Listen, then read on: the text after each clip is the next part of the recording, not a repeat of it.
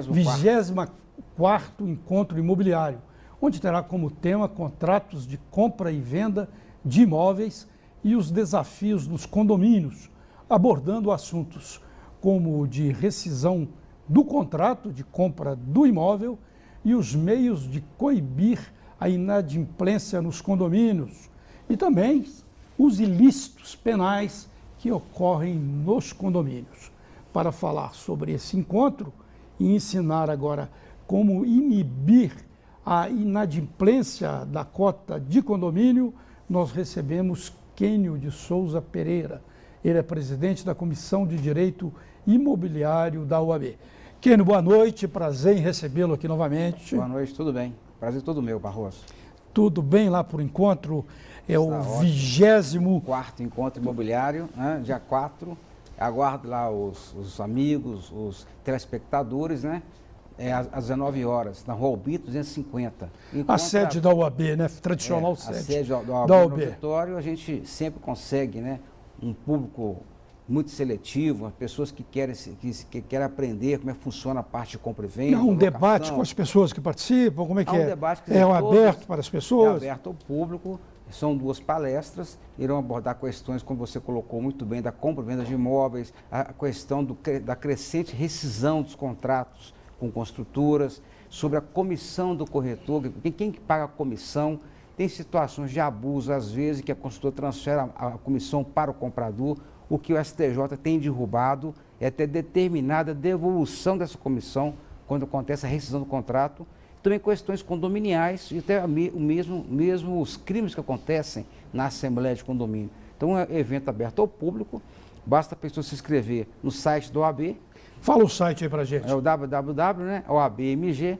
Está na tela no ar. OABMG.gov.br. É só entrar lá, encontro imobiliário e fazer a inscrição, que certamente as pessoas irão gostar muito. O evento dura mais 2 horas, porque ao final das palestras, todas as perguntas dos presentes são respondidas. Então a OAB ela se presta, no caso aí, a orientar a população a ter maior segurança em relação à compra do imóvel, em relação à locação também, e ao mesmo tempo estimular uma convivência mais pacífica nos condomínios. É fundamental que haja essa maior conscientização da população de que o direito existe para criar uma situação de segurança para as pessoas. Ok, e essa polêmica aí, essa nova polêmica aí sobre os condomínios, rescisão de contrato, os condomínios sempre estão envolvidos em polêmicas que você ajuda a esclarecer aqui. Quais que são hoje as questões mais problemáticas que existem em relação aos condomínios? Acho que essa crise econômica, o desemprego, né, com a economia desaquecida, é a questão da inadimplência, porque o Código Civil, de 2003 para cá, ele reduziu a multa de atraso para apenas 2%. O STJ tem entendido, uma questão que eu defendo já há bastante tempo, de que a convenção pode pôr uma multa de 30%, 40%, 50%, a multa mais elevada, contra o inadimplente quanto mais. Então, a questão, Barroso... Porque normalmente é uma multa menor. A multa de 2% ela é até ridícula, ela estimula a impontualidade. Aquele mais corriqueiro, quanto mais, receberia mais, uma multa maior. Correto, Barroso. Então, aquele condômino, por exemplo, a taxa de condomínio R$ 500, a multa de 2%, R$10, não estimula ninguém a pagar. A pessoa prefere pagar o cheque especial, uma dívida, né, que tem a multa de 10%, do que pagar a cota de condomínio. E, logicamente, quando a pessoa deixa de pagar o condomínio, cria uma revolta dentro do prédio porque ela continua a usufruir dos porteiros, serviços, elevador, da luz, sem nada pagar. Só que o STJ tem consagrado, então, a posição de que quando a convenção estipula uma multa mais pesada ou Assembleia, essa multa pode chegar até 500%, dependendo da gravidade da atitude. Agora, vi um caso interessante. É a separação da inadimplência comum da inadimplência contumaz. Tem pessoas que só pagam o condomínio em juízo, atrasam 1, 2 anos, e quando quitam em juízo, volta a atrasar de novo. Então, quando essa pessoa insiste em não pagar a cota condominial, é possível a aplicação de multa bem elevada, bem como o aumento dos juros, né? Os juros legais é 1% ao mês. Só que o Código Civil, o artigo 1336, permite juros de até 10% ao mês. Mas é fundamental alterar a convenção e o encontro imobiliário irá esclarecer essas questões, bem como até a possibilidade de cortar água da inadimplente, quando tem hidrometria no prédio, e a situação de denunciar no SPC o registro em cartório, enfim, tem mecanismos que evitam a inadimplência e faz o condomínio poupar, né, e não ter que entrar com ação em juízo contra aquela pessoa que não paga em dia a sua cota condominial.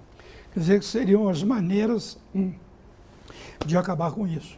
Certamente, até o fator de economia. Alterar a convenção de uma forma técnica vale a pena.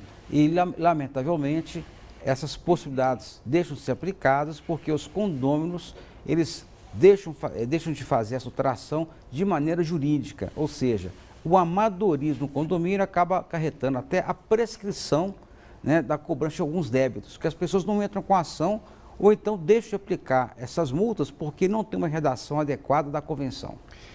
Pois é, Kênio, nessa situação de crise econômica deve estar aumentando demasiadamente a inadimplência, né? Certamente. Você recomenda, então, que os condomínios procurem esses caminhos, que eles devem partir para uma ação mais efetiva, né?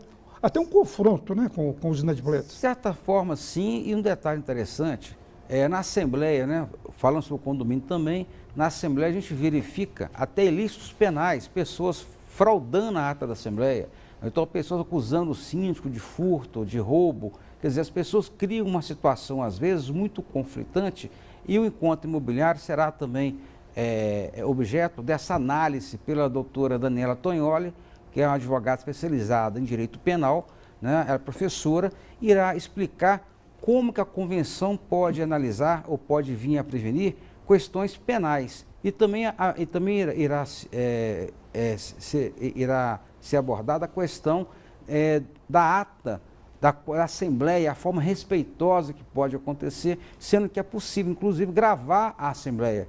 É um fato interessante que as pessoas, às vezes, impedem a gravação da Assembleia porque tem má fé, né? Se a Assembleia ela ocorre de forma ordeira, legal, de forma honesta, não há por que recusar a gravação daquela reunião, que ela é pública no ambiente do condomínio, ou seja, ninguém pode impedir aquela gravação que é destinada, né, a registrar os fatos, a veracidade do que aconteceu, logicamente dentro do ambiente do condomínio, não é colocar a gravação na internet. Outro fator também interessante, Barroso, é que a convenção ela pode inclusive evitar conflitos, né, que acontecem na garagem, brigas entre os condôminos. Então a questão penal irá ser abordada por um especialista nessa área que pode muito contribuir para evitar tragédias que acontecem no condomínio.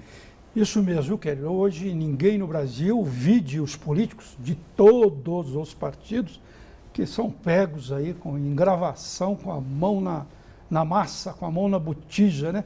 Lá talvez deve ser gravado para, ao contrário, evitar maracutaias nos condomínios, né? Certamente. Eu lhe agradeço muito, boa noite, prazer em recebê-lo aqui. Foi um prazer. O Redação BH News volta logo após um rápido intervalo.